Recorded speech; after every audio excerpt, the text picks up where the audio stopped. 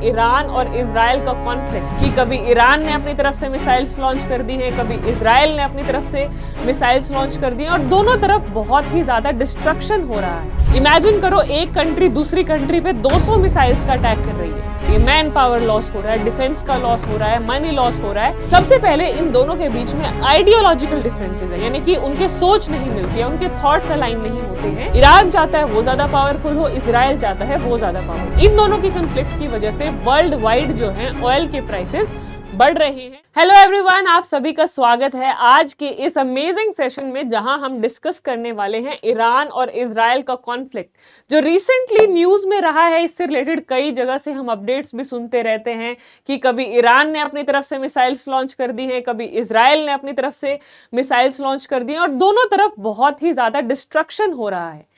Human loss भी हो रहा है, यानी कि ह्यूमन लाइव्स का लॉस हो रहा है, इंफ्रास्ट्रक्चर का लॉस हो रहा है। तो इसी के अराउंड आज हम डिस्कस करने वाले हैं कुछ चीजें जो आपको जरूर पता होनी चाहिए। हाँ जी, तो सबसे पहले ये कॉन्फ्लिक्ट है क्या एक्चुअली, रिसेंट डेज में क्या कुछ चीजें हुई हैं वो जानते हैं हम related to Iran and Israel. So Iran launched a salvo of about 200 ballistic missiles. तो ईरान ने करीब 200 बैलिस्टिक मिसाइल्स लॉन्च की इजरायली मिलिट्री टारगेट पर। It's largest ever such attack, आज तक का सबसे बड़ा अटैक। इमेजिन करो एक कंट्री दूसरी कंट्री पे 200 मिसाइल्स का अटैक कर रही है। तो sending sirens blaring across Israel and activating the country's sophisticated defensive system। तो उससे उनका पूरा डिफेंस सिस्टम एक तरीके से हिल गया। The escalation came about 24 hours after Israel launched a ground war in Lebanon to go after Hezbollah, a powerful militant group that is backed by Iran, and days after Israeli killed its leader Hassan Nasrallah in a strike on Beirut। अब ये Iran ने ऐसा क्यों किया? क्योंकि Israel ने हिजबोला के leader को मार दिया। अब ये क्या है, एक तरीके से क्या हो रहा है, दोनों के बीच में वॉर चल रही है कि तुमने ऐसा किया, बदले में मैं रिवेंज के लिए ऐसा करूंगा। बट दोनों तरफ से डिस्ट्रक्शन बहुत ज्यादा हो रही है, मैन पावर लॉस हो रहा है, डिफेंस का लॉस हो रहा है, मनी लॉस हो रहा है। अब इसके और क्या इंप्लीकेशंस है हम वो देखते हैं। हिस्टोरिकल बैकग्राउंड क्या है इनके कॉन्फ्लिक्ट का।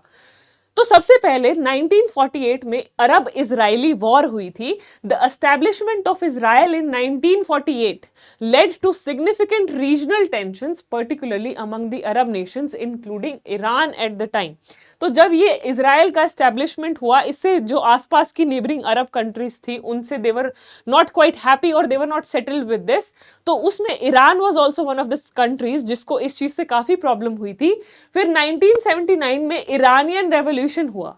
The overthrow of the Shah and the establishment of Islamic republic transformed the Iran's foreign policy, positioning it as a strong opposition of Israel. यानी कि जब शाह जो लीडर थे उनके 1979 में उस रेवोल्यूशन के बाद वो जहां पर जो उनकी फॉरेन पॉलिसीज में बदलाव आया, उससे जो ईरानियन गवर्नमेंट की इजराइल के against they became the staunch opponents of each other. Now after this what happened, issues क्या हैं ईरान और इजराइल के बीच में, जो मेन इंपॉर्टेंट आइडियोलॉजिकल डिफरेंसेस हैं या जो उनकी और कहां पर उनके विचार नहीं मिलते हैं, उनके डिफरेंसेस कहां हैं, अब हम वो जानते हैं। सबसे पहले इन दोनों के बीच में आइडियोलॉजिकल डिफरेंसेस हैं, यानी कि उनके सोच नहीं मिलती है, उनके थॉट्स अलाइन नहीं होते हैं। Iran, under its Islamic regime, sees itself as a leader of the anti-Zionist movement, viewing Israel as an illegitimate state। यानी कि ईरान जो है इजराइल को एक लेजिटिमेट स्टेट का दर्जा भी नहीं देता है, उसको रिकॉग्नाइज नहीं करता है। Then support for anti-Israel groups। Iran provides financial and military support to groups like Hezbollah in Lebanon and Hamas in Gaza, which opposes Israel। तो एक तरीके से जो ग्रुप्स ईरान के अगेंस्ट काम कर रहे हैं, इजराइल उनको सपोर्ट करता है। और we can say it vice versa, जो इजराइल के अगेंस्ट ग्रुप्स काम कर रहे हैं, चाहे वो हम हमास में बात कर रहे हैं, चाहे वो हम लेबनान में बात कर रहे हैं, उनको कौन सपोर्ट कर रहा है? फाइनेंशियल और मिलिट्री सपोर्ट उनको ईरान प्रोवाइड कर रहा है। देन न्यूक्लियर प्रोग्राम की अगर हम बात करें, Israel perceive Iran's nuclear ambitions as a direct threat leading to fears of a nuclear armed adversary. यानी कि जो ईरान अपने यहाँ न्यूक्लियर पावर को स्ट्रेंथन कर रहा है, वो इजराइल को अपने लिए एक खतरा लगता है। Then regional influence, Iran seeks to expand its influence in the Middle East, which includes undermining Israel's security. यानी कि पावर टसल, ईरान चाहता है वो ज्यादा पावरफुल हो, इसराइल चाहता है वो ज्यादा पावरफुल हो. आफ्टर दिस मिलिट्री टेंशंस इन दोनों के बीच में बहुत ज्यादा है, इन दोनों कंट्रीज के बीच में. प्रॉक्सी कन्फ्लिक्ट्स यानी कि टाइम एंड अगेन इनके बीच में कन्फ्लिक्ट्स होते रहते हैं. Israel and Iran have engaged in indirect confrontation. Indirect मतलब डायरेक्टली उनकी वॉर नहीं हुई, but may be through their allies. Indirect confrontations through proxy forces in Syria, Lebanon and Gaza. यानी कि डायरेक्ट इन दोनों के बीच में टक्कर नहीं हुई, जो इनके सपोर्टर्स हैं मे बी लेबनान में, मे बी सीरिया में, मे बी गाजा में, उनके बीच में कन्फ्रंटेशंस अक्सर होती रहती हैं. साइबर वॉरफेयर जो आजकल बहुत ही मतलब it is a threat to the security of a nation. Both nations have also been involved in cyber attacks against each other's infrastructure. उनका पूरा जो इंटरनेट सिस्टम है उसको हैक कर लेना, उनकी जो इंटरनेट सर्विसेज हैं, ई गवर्नेंस है, उसको पूरा हैक कर लेना. दोनों ही एक दूसरे की वर्किंग में इस तरीके से इंटरफेयर करते रहते हैं. रीसेंट डेवलपमेंट्स की अगर हम बात करें तो normalization agreements in recent years, several Arab nations, बहुत सारे अरब नेशंस ने इस चीज की कोशिश की है कि इनके रिश्तों को नॉर्मलाइज कराया जाए, जैसे कि Abraham accords which Iran views as a threat. मतलब ईरान को ये जो अग्रीमेंट्स हुए हैं पीस बनाने के, इन पर कोई विश्वास नहीं है. They do not give any value to this. Continued hostilities, ये एग्रीमेंट होने के बाद भी इनके बीच में जो हॉस्टिलिटीज हैं, जो इनके कन्फ्लिक्ट्स हैं, वो कभी कम नहीं हुए, वो बढ़ते ही गए हैं. Now, Israel continues to target Iranian military assets in Syria and tensions remain high over Iran's nuclear development. तो इजराइल को थ्रेट है कि कहीं जो ईरान है उसका न्यूक्लियर जो पावर स्ट्रेंथ है वो हमसे ज्यादा ना हो जाए, which will be a threat to us or to our military power.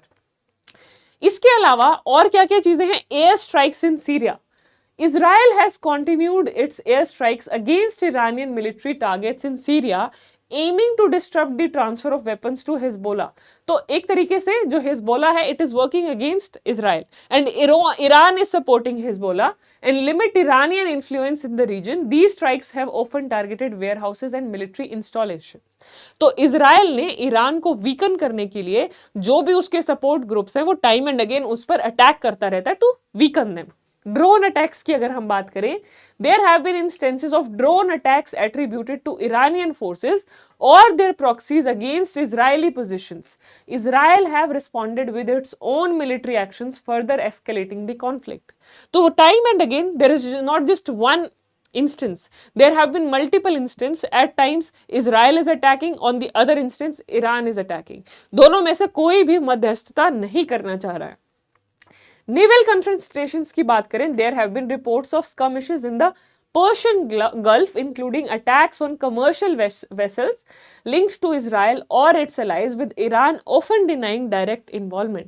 तो एक तरीके से डायरेक्ट कन्फ्रंटेशन इतनी ज्यादा नहीं है, अपने अलाइज के थ्रू, अपने ग्रुप्स के थ्रू एक दूसरे पर वो ज्यादा से ज्यादा कन्फ्लिक्ट्स करते हैं, जरूर ज्यादा से ज्यादा कन्फ्रंटेशंस करते हैं, और दोनों ही तरफ को, दोनों ही साइड्स को इसमें लॉसेस जो हैं वो सफर करने पड़ते हैं. देन इसका इंपैक्ट क्या है? What are the implication of Israel Iran conflict on India? Israel और ईरान के बीच का जो कन्फ्लिक्ट चल रहा है उसका इंडिया से रिलेशंस पर क्या इंपैक्ट पड़ता है? सबसे पहले डिस्ट्रप्शन ऑफ ट्रेड रूट्स. इन दोनों के बीच में डिस्ट्रप्शन होने की वजह से, कन्फ्लिक्ट्स होने की वजह से, लड़ाइयां होने की वजह से ट्रेड रूट्स जो हैं वो इंपैक्ट होते हैं. The conflict has heightened the risk of disruptions along की shipping routes crucial for India's trade with Europe, US, Africa and West Asia. यानी कि जो यहाँ पर रेड सी है, वहां से जो जनरली ट्रेड रूट है जहां से हम अपनी चीजें या अपने प्रोडक्ट्स एक्सपोर्ट करते हैं यूरोप में, यूएसए में, वो अफेक्ट होता है. Then Red Sea and Suez Canal routes are particularly vital as they facilitate the movement of goods worth over USD 400 billion annually. तो जो इनके बीच के conflicts हैं उससे हमारे import export भी affect हो रहे हैं. Rising shipping cost as shipping routes become longer due to conflict related diversions, costs have increased by 15 to 20%.